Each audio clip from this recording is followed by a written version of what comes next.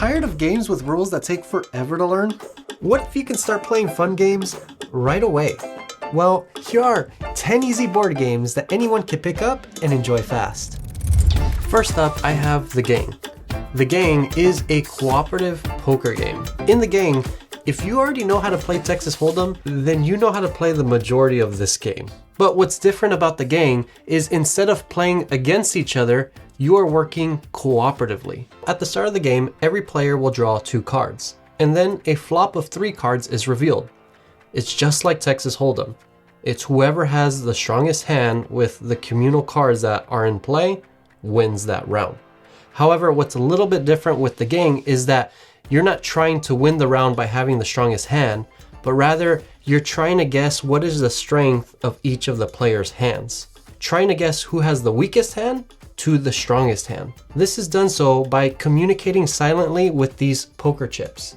These poker chips go from 1 to 5, or depending on player count. So once the cards are revealed, each player will grab a poker chip trying to indicate to the others how strong they think their hand is in comparison to the group. Once everybody grabs a poker chip, then begins the next part where another card is revealed. Then another set of poker chips are set down, and then every player has to grab a poker chip, helping others see what their strength is with their hand that they have. This is done for a couple more rounds, and at the end, you have a final guess of what you think the final hand strength is within the group. If you're able to guess it correctly, and there's not a single mistake, then congrats, you've successfully pulled a partial heist. You have to do this 2 more times, and if you do so, you win the game. However, if you are incorrect even just with one of the players in hand strength, then you trigger an alarm. If you trigger 3 alarms in total, then you lose the game.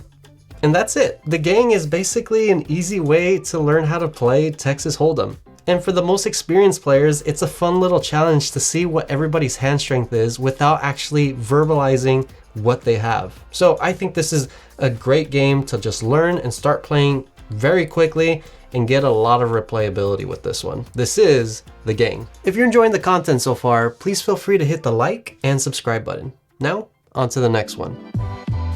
Next up, I have Magical Athlete. Magical Athlete is a racing game, and this game is pretty dang simple. You grab a dice, you roll it, and you move your character.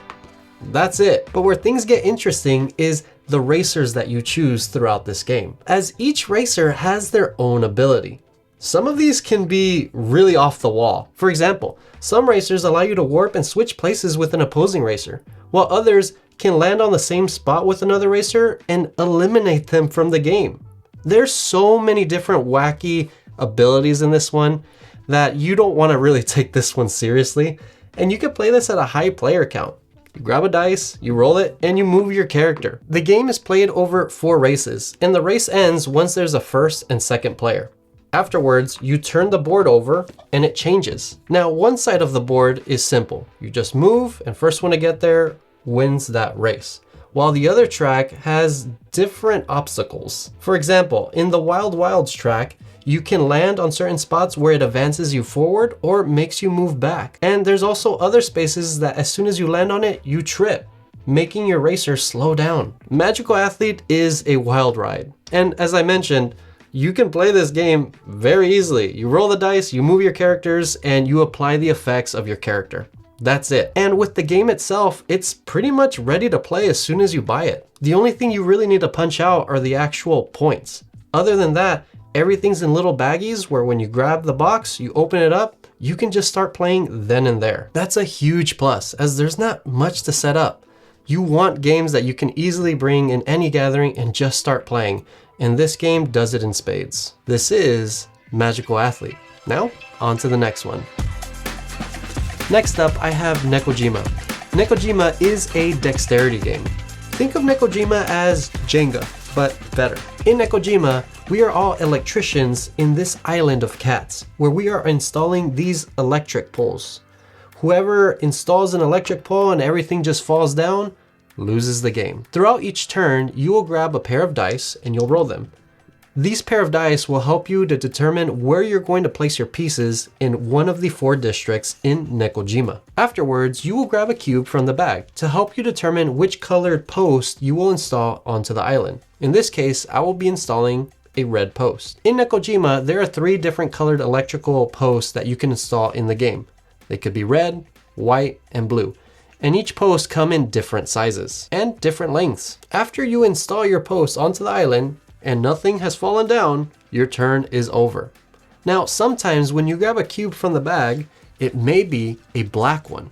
And what these black cubes do is that you must install or put a cat on one of the electric cables that you've installed or that has been previously installed. Now, this is an island full of cats after all.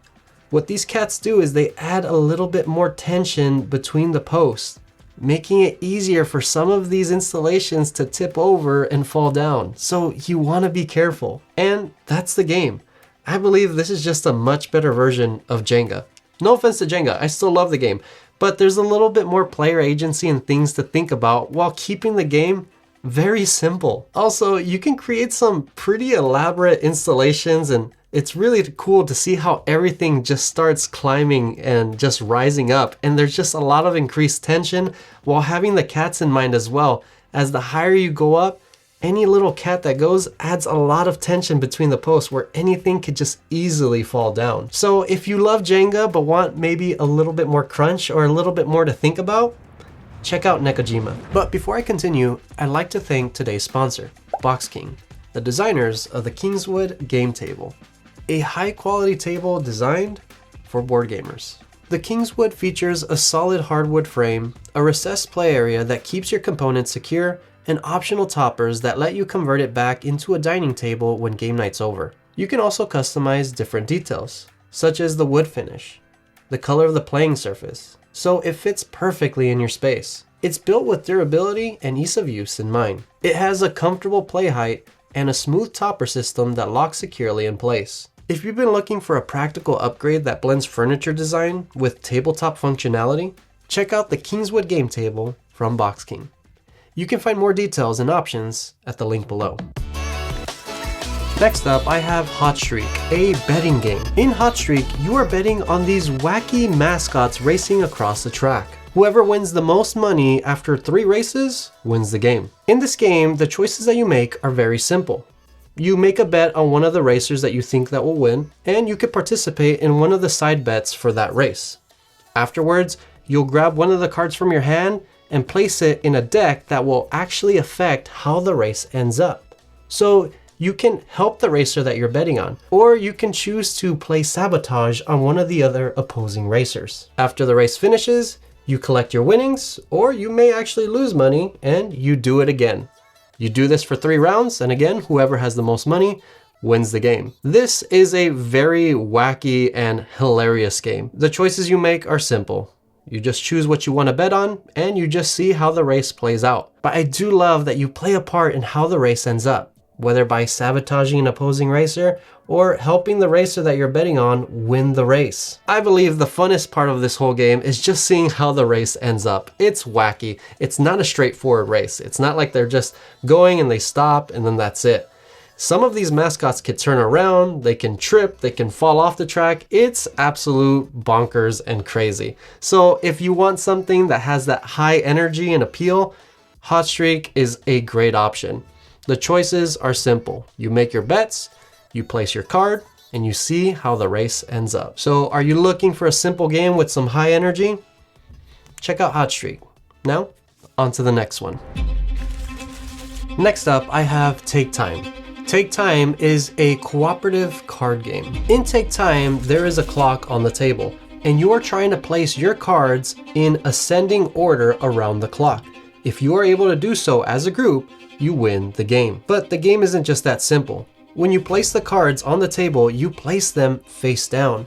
So you don't know what your opponent, or rather teammate, is playing. So you're trying to make sure that you're playing these cards in ascending order. Now, each section that you place a card, it's not just one card and that's it. You have a total of 12 cards that you need to play on the table. And the total sum of each card on each section needs to be ascending. If there's one section that's lower than the other, then you lose the game and have to start over. This game is played in different scenarios. The first scenario is pretty straightforward. Make sure that each section is in ascending order, and that's it. However, as you progress throughout different rounds, there will be different requirements. Some sections will ask for a requirement of a sum between 8 and 12 in a certain section, while certain sections will ask that there must be 3 cards in this section. No more, no less. I really enjoy this one as it naturally creates a lot of tension within the game. You can game plan all you want before you look at your cards. So you can game plan that in a certain section, only place your 12 cards here. Or if we have an 8, place it here. However, we don't know what we have. So you can communicate all you like, theorize in what you like to do, but once you see your cards, there is no more communicating. Take Time, I believe, is another great, easy to learn cooperative card game. If you like to think and strategize, this one might be up your alley. This is Take Time. Now, on to the next one. Next up, I have Mountain Goats. Mountain Goats is a racing game with a King of the Hill type element. In Mountain Goats, you are all mountain goats trying to climb up different types of mountains, numbered from 5 to 10. On your turn, you will roll a set of dice. Afterwards, you will separate your dice into different numerical values. Once you separate them, those will be the type of mountains that your goat can climb up. For example, if you roll your dice and you separate some of your dice to a value of 5 and some to a value of 7, then you can move up one of the spots on the 5 mountain and one of the spots on the 7. You will be doing this back and forth until one of the goats is on top of the mountain. Once you do, you score points on that mountain. If it's the 5 mountain, you score 5 points. If it's the 7 mountain, you score 7 points. However, if one of your opponents makes it to the top while you're up there, they kick you out and you fall all the way back down and have to make your way all the way back up to score points again. You can't control how the outcome of the dice is, but you can control how you want to separate the values of your dice. I love this game. So easy to teach and a lot of replayability with this one. And I can imagine with 4 players, there'd be even much more chaos. This is Mountain Goats. Now, on to the next one. Next up, I have Wordsy. Wordsy is a simultaneous play word game. In Wordsy, you will have a grid of letters in front of you.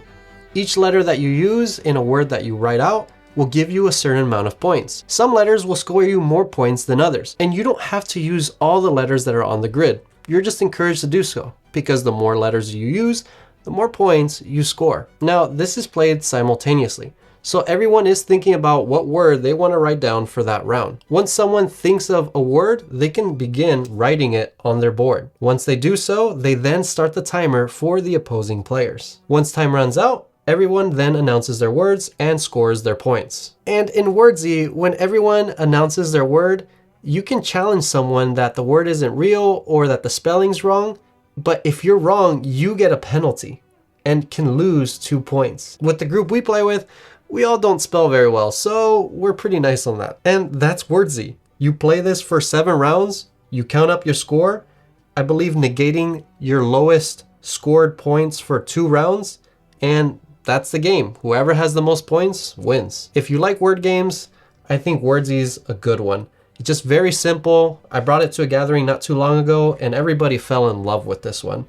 You can just pick it up and start playing. You look at the letters, try and use them in a word and score as many points as you can. And that's Wordsy, a simple but very fast-paced word game. Now, on to the next one. Next up, I have Flip 7. Flip 7 is a push your luck card game. First one to score 200 points wins the game. Now, how you score points are with the cards that you draw. On your turn, you do one of 2 things. You say hit me and you draw a card, or you choose to pass. That's it. So why wouldn't everyone want to get additional cards and get more points? Because the more cards you get, the more points you score. Well, where things get a little tricky is if you ever draw a duplicate card, you bust and lose everything. But if you choose to pass, you keep the points that you've scored. And that's the game. Flip 7 is an easy push your luck party game that you can play in small groups and very large groups. Flip 7 also throws some fun wrinkles into the game. You can freeze players, where if you draw a freeze card, you can choose to freeze yourself or freeze someone else where they can no longer draw cards for the rest of the round. Or you can choose to flip 3, where you can choose an opponent to flip 3 cards immediately, and if they draw a duplicate, they bust. Or you can make yourself draw 3 if you're feeling lucky because you want to score more points. There's also a second chance card, where if you have it and you draw a duplicate, you're not out of the game. You can keep going. It gives you a second chance. It's a fun push your luck game. You just feel that high of just like, hit me one more time, and you score more points. Or when you lose everything, you just want to go at it again and again. It's a great, simple push your luck card game. I love this one, and I take this with me everywhere. It's in a small box as well. This is Flip 7. Now, on to the next one. Next up, I have Duck and Cover. Duck and Cover is a goofy little card game where you're trying to cover as many cards as you can to score the least amount of points. Whoever has the least amount of points after a certain amount of rounds wins the game. In Duck and Cover, every player will have a grid of cards numbered 1 through 12. And on every turn, a card will be announced from the captain's deck. Whatever card is announced must be the card that you move on your grid. Now, whichever card you move, you must choose to either duck or cover. What that means is you either move that card to a different side of the grid, or you choose to move that card to cover another card. The game will continue until one player has one pile of cards, or until everybody quacks so many times the round ends that way. Afterwards, everyone collects their points. If you were the one that finished the round with one pile, you actually lose points, which is a good thing. You want less points. If you had multiple piles, you get a positive score, which is a bad thing. Then you do it again. You do this for 3 rounds, and whatever the score is at the end, whoever has the lowest wins the game. I know when I explain this very briefly, it sounds a little confusing, but the game is very simple. When a card's announced, you either duck or cover, meaning you move the card or you cover a card. That's it. You're trying to aim to get just one pile of cards. If you do so, you'll score less points, and that's what you want. I love Duck and Cover. This is a game that just has enough crunch there where it brings me back and I want to play it again, but it's just so simple where you can bring it anywhere. This is Duck and Cover. Now, on to the next one. Next up, I have 5 Minute Dungeon. 5 Minute Dungeon is a simultaneous play cooperative card game. And man, this game is crazy, but very simple. In 5 Minute Dungeon, you are going through a deck of cards facing obstacles, monsters, people, and different things. And at the very end, you will be facing a boss. If you're able to go through the deck and defeat the boss, and in under 5 minutes, then you win the game. In 5 Minute Dungeon, somebody will grab a card from the dungeon deck, reveal it, and every obstacle that you face has a certain requirement to defeat. Now, how you defeat these cards are with the cards you have in hand. Your hand is filled with just different aspects, whether it be arrows, shields, swords, and different things like that. To defeat a certain dungeon card, you must have that card or that icon that obstacle is asking for, whether it be 2 arrows and a shield. You're trying to go through this whole deck and the boss in under 5 minutes. So people are just throwing cards randomly and quickly, and as soon as you have the amount of cards that you need to defeat it, you move it over and you go to the next card. Now, communication is key here, because if you're not communicating, you could be wasting cards and just throwing them, so that when you go through the deck, you're gonna run out of cards very quickly and you won't have enough to defeat the obstacles. 5 Minute Dungeon is such an easy card game to teach, where you just look at your cards, and if there's an icon here that matches the one on the obstacle, then just throw it down there. Everybody can participate. Just look at your cards, does it match, then throw it in there. And once you do, go to the next one, go to the next one. And this game does such a good job of just wanting you to go back and just play it again. If you failed, you can just talk with your group and see where you messed up and just be like, you know what? Let's just play it again. It only lasted 5 minutes. Let's just play it again. Let's do it again. Let's run it back. I've had so many sessions where we just kept going back, where we played late at night just to see how far we can make it. I highly recommend 5 Minute Dungeon. There's so much to enjoy in this game, and that's just easy to teach and bring to the table, and there's just a lot of high energy. 5 Minute Dungeon. Great game. If you've made it this far, thank you so much for watching. And if you've enjoyed the content, please feel free to hit the like and subscribe button. Now, if you're here, I'm guessing you not only like games that are easy to teach, but games that are small. and easy to travel with? Well, I got a video for you. You can see that video here.